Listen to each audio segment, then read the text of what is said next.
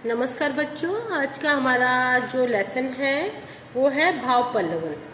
भाव पल्लवन का अर्थ है किसी भाव का विस्तार करना। जो भी हमारे पास कोई भाव लिखा हुआ है उसको हमें पूरा विस्तार पूर्वक समझाना।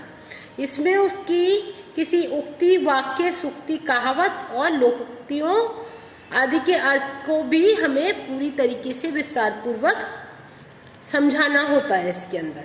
ठीक है। विस्तार की आवश्यकता तभी होती है जबकि जो मूल भाव है या जो सेंटेंस हमें दिया है वो बहुत उसकी जो भाषा है बहुत कठिन है, तभी हम उसको खोल करके समझाते हैं किसी चीज़ को, और जो उसमें भाव है उसको स्पष्ट करना, मतलब उसको इजी करके किसी चीज़ को समझाना जो है वो भाव पल्लवन किया है।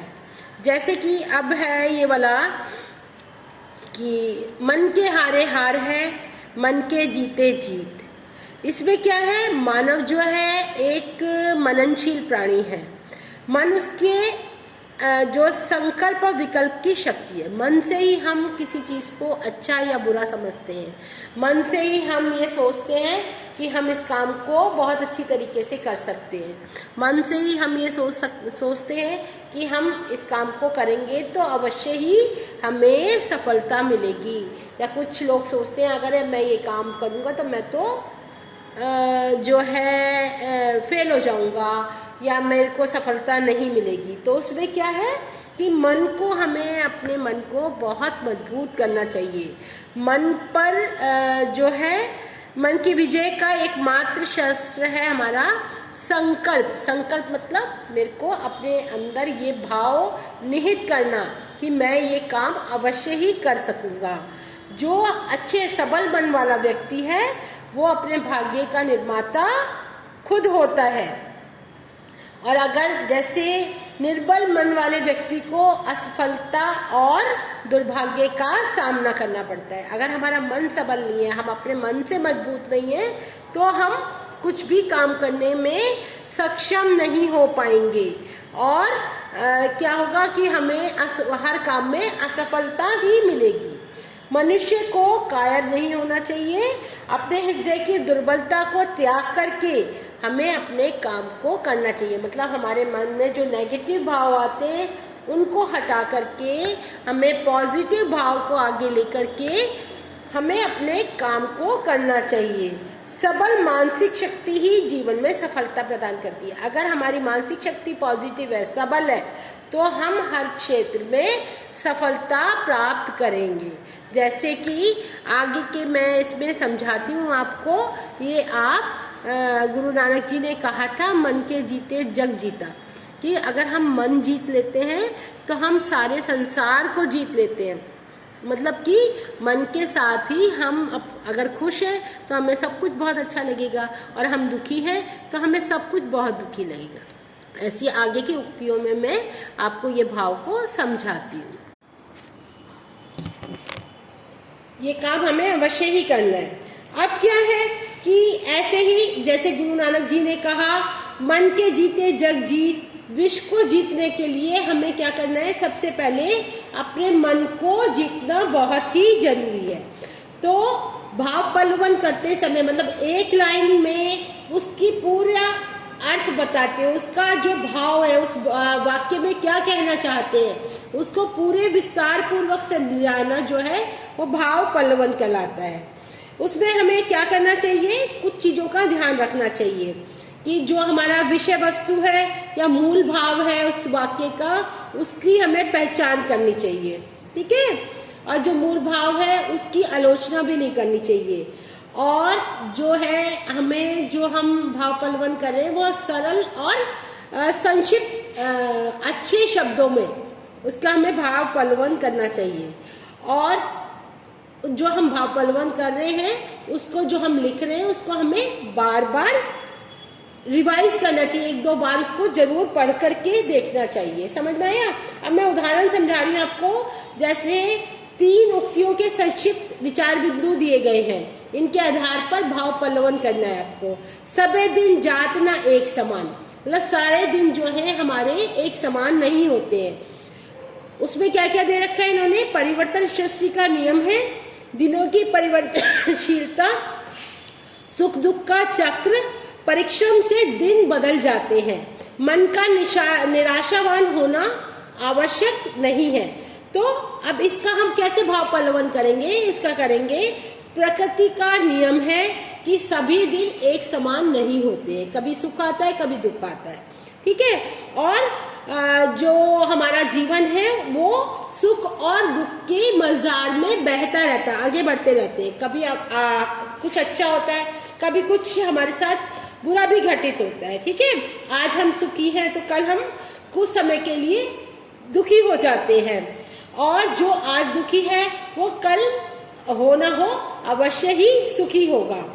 और जो है सुख और दुख का जो चक्र है वो एक समान काम करता रहता है। मनुष्य सुख के बाद दुख से घिर जाता है, लेकिन दुख से छुटकारा व्यक्ति वही पा सकता है जो कठिन परिश्रम करता है, मेहनत करता है, तो वो कोई ना कोई अपने लिए ऐसा साधन जुटाता है जिससे कि वो उस दुख से बाहर आ सके। और अगर हमारा मन निराशावादी हो जाएगा तो हम उस दुख से बाहर नहीं आ सकते, तो इसलिए हमें हमेशा आशावादी रहना चाहिए। अब दूसरी जो है उक्ति जो है वो कौन सी है, नर और नारी एक गाड़ी के दो पहिए। आपको एक लाइन दी जाएगी, जैसे ये दी है ना, ऐसे ही आपको एक ये लाइन दी जाएगी कि नर और नारी एक गाड़ी के दो पहिए हैं। वर्तमान युग में हर क्षेत्र में समानता के लिए विवाद, नर और नारी में समानता, अधिकार और कर्तव्य के लिए संघर्ष, नर और नारी दोनों का अपना अपना महत्व। गाड़ी के सभी पहियों का महत्व, सभी एक दूसरे के पूरक और उपयोगी है। अब इसके हम भाव पल्लवन कैसे करेंगे, मतलब इस लाइन का हमको विस्तार करना है। कैसे है, आज जो है वर्तमान युग में नर और नारी मतलब लेडी और जेंट्स दोनों एक गाड़ी के दो पहिए हैं। अब जैसे घर में मम्मी पापा मिलकर के काम करते हैं ना, तो वो क्या बता रहे हैं कि ये गाड़ी के दो पहिए हैं। परिवार की गाड़ी तभी हमारी सही चलेगी जब नर नारी एक गाड़ी के पहिए बनेंगे। ऐसा नहीं हो कि एक इधर जाता है एक इधर जाता है तो गाड़ी जो है लड़खड़ाने लगती है। मतलब एक समान दिशा में साथ साथ चलना बहुत जरूरी है इनके लिए, ठीक है। आज का युग जो है समानता का युग है। यह समानता आज नर नारी में अवश्य होनी चाहिए। ऐसा नहीं है कि पापा ही काम करते रहे मम्मा कुछ ना करे, और मम्मा ही काम करती रहे पापा कुछ नहीं करे, तो सबको मिलकर के ही काम करना चाहिए। नर और नारी को कर्तव्य पर चलते हुए अपने अपने अधिकारों के लिए संघर्ष करता रहना चाहिए, और नर नारी को एक दूसरे की भावना का सम्मान करना चाहिए। ऐसे नहीं हमें एक दूसरे को साथ लेके चलना है कि हम लड़ाई झगड़ा करें एक दूसरे से, हम एक दूसरे को नीचा दिखाएं या उसको लेट डाउन करें, तो ऐसे हमारी गाड़ी सही नहीं चलेगी।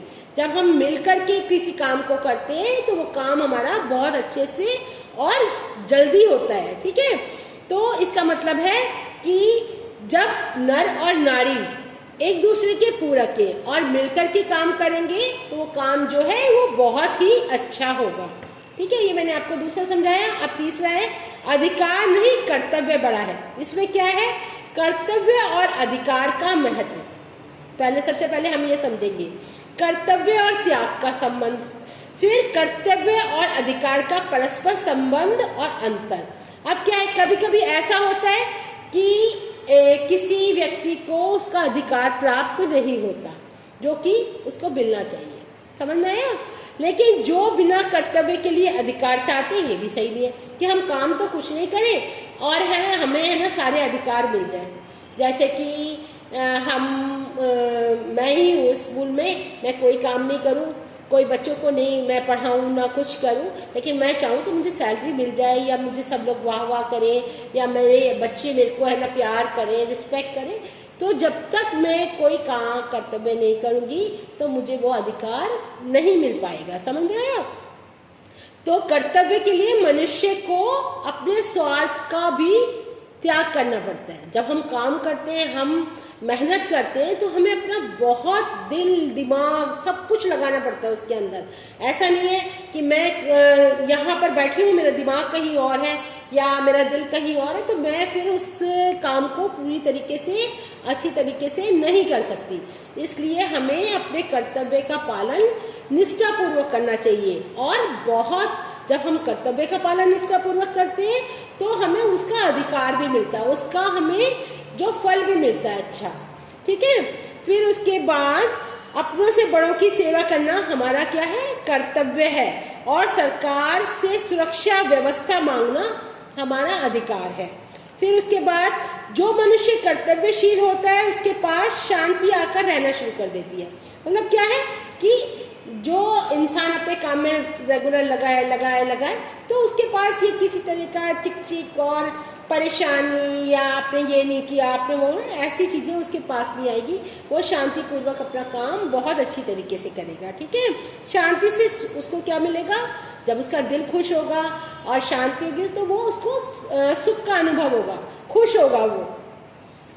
इसलिए जो कहा गया है कि अधिकार नहीं कर्तव्य बड़ा है, कर्तव्यशील के पास अधिकार जो है स्वयं चल करके आता है, ठीक है। जैसे ये मैंने आपको 3 का बताया है, ऐसे ही कुछ उक्तियां और हैं इसमें, जैसे करत करत अभ्यास के जड़मति होत सुजान, फिर पर उपदेश कुशल बहुतेरे, मनुष्य वही है जो मनुष्य के लिए मरे, अपनी करनी पर पार उतरनी। ये इस तरीके ये एग्जाम में आपके जरूर आएंगे, आपके बुक के अंदर है, इसको आप मार्क कर लेना। और जैसे मैंने ये आपको 3 कराए हैं, ये सारे आप चारों 5 हैं, ये पांचों शॉर्ट करके अपनी कॉपी के अंदर लिखोगे।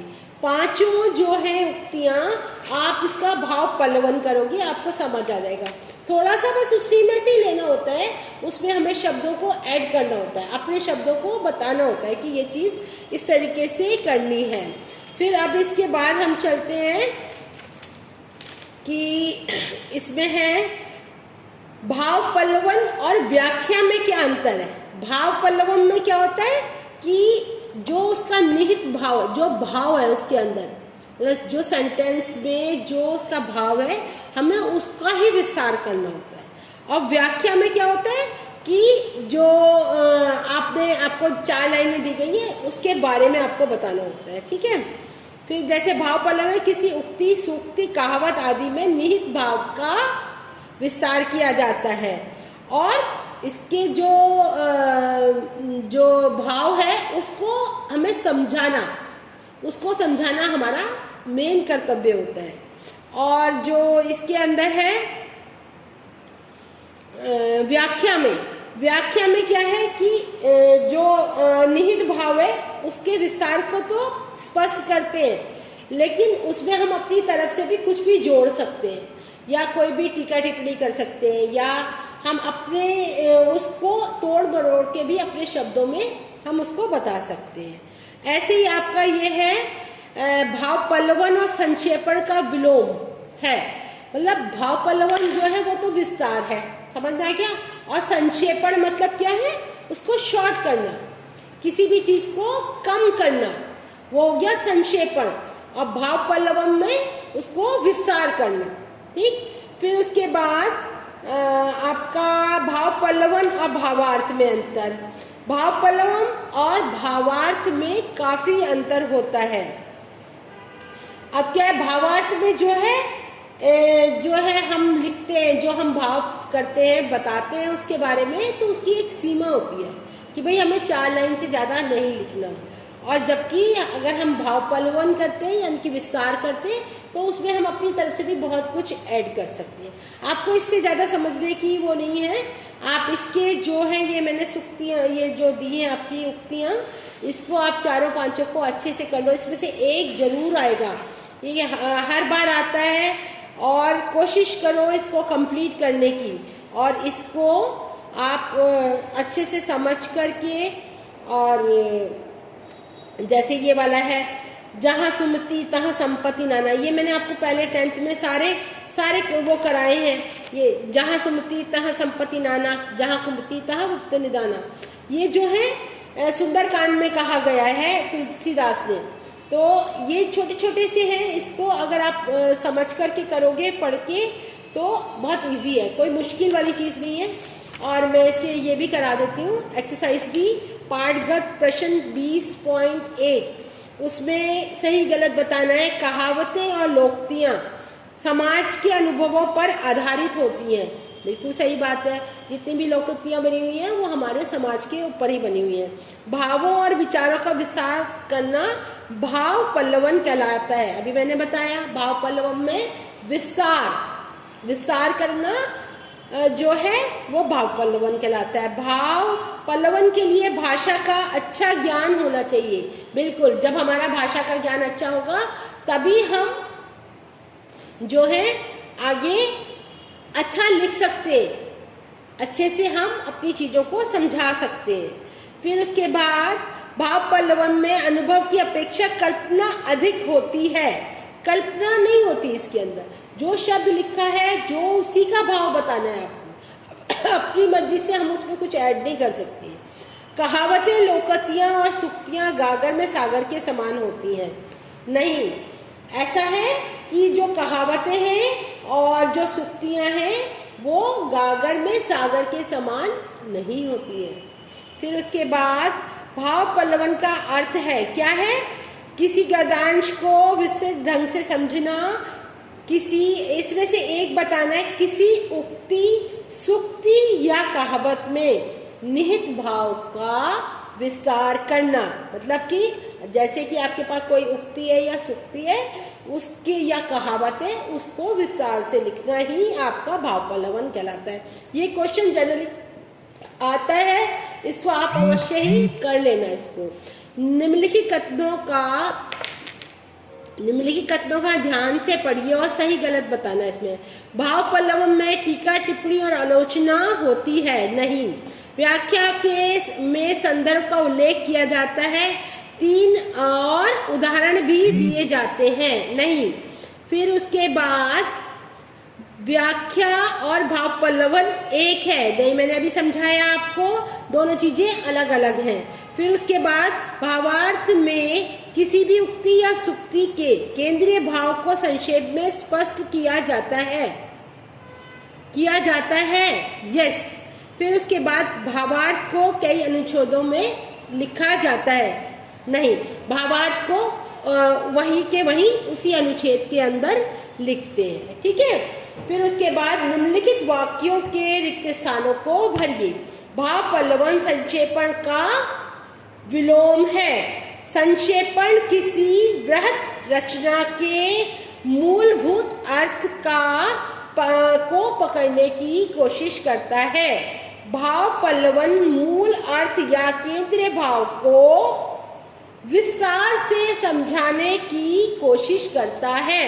ये सारे आपको क्वेश्चन जो है मैं यहाँ करवा रही हूँ, आपकी बुक में भी है, आप इसको पहले फिल करो पेंसिल से, उसके बाद कॉपी में अपनी नोटबुक में उतारोगे। निबंध में उदाहरणों, दृष्टांतों, प्रसंगों आदि का क्या होता है, बहुत प्रयोग होता है। फिर उसके बाद भाव पल्लवन और निबंध लेखन के विषय में मुख्य अंतर क्या है कि जो भाव पल्लवन के लिए जो विषय क्या होता है, सीमित होता है, जबकि निबंध जब हम लिखते हैं तो उसमें हम बहुत कुछ लिख सकते हैं। 100 वर्ड्स का भी लिखते हैं, 200 वर्ड्स का भी लिखते हैं, 300 वर्ड्स का भी लिखते हैं, लेकिन जो भाव पल्लवन है वो एक पैराग्राफ का ही किया जाता है। फिर उसके बाद ये भी सही गलती है कि उक्ति, वाक्य, सूक्ति, कहावत आदि पर थोड़ी देर चिंतन करना चाहिए। जो हम पढ़ रहे हैं उसको पहले हमें ध्यान से समझना चाहिए। भाषा अलंकार पूर्ण होनी चाहिए। जरूरी नहीं है कि हम बहुत सुंदर सुंदर उसमें जो आपकी नॉर्मल भाषा है, जो आपकी आम बोलचाल की बोली है, उसको हम प्रयोग करके उसको हम लिखते हैं। फिर इसे अन्य पुरुष शैली में लिखना चाहिए, ठीक है, सही है। इसे एक सरल और बोधगम्य भाषा में लिखना चाहिए। हमेशा जो भाव पल्लवन है वो सरल भाषा में किया जाता है। भाव पल्लवन में मूल भाव या विचार की आलोचना और टीका टिप्पणी की जाती है नहीं। ये आपको मैंने पूरा लेसन कंप्लीट करा दिया है और क्वेश्चन आंसर भी समझा दिए हैं। साथ साथ साथ आपको मैंने ये उक्तियां हैं ये सारी समझा दी हैं। 3 मैंने समझा दिए, 4-5 हैं, आप एक एक करके उसको समझो और कॉपी में उसको आप अपने कंप्लीट करके इसको रखो। ठीक है, मैं आपको ये लेसन भेज रही हूँ, साथ में आप इसको अच्छे से रीड करना 2-3 बार, वीडियो को वॉच करना, ध्यान से समझना इसको, एक एक चीज़ को, उसके बाद कॉपी में काम करना। आज आपने ये सारा कंप्लीट करना है और कल जो है मैं क्वेश्चन आंसर इसके भेजूंगी, वो आप अपनी नोटबुक में करोगे। ठीक है, okay, bye bye, see you, have a good day.